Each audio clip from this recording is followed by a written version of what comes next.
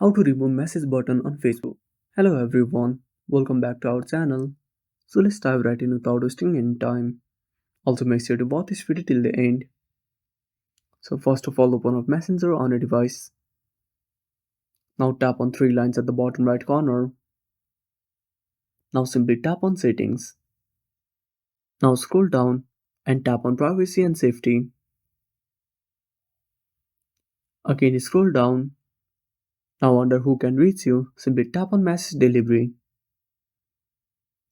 Now tap on friends of friends. Now select don't receive request. Now simply go back. Now repeat the same process for all of the options. Now go back to the home screen. You can also access these settings in the Facebook app itself. Go to the Facebook application. Now tap on three lines at the top right corner. Now tap on the gear icon. Now scroll down.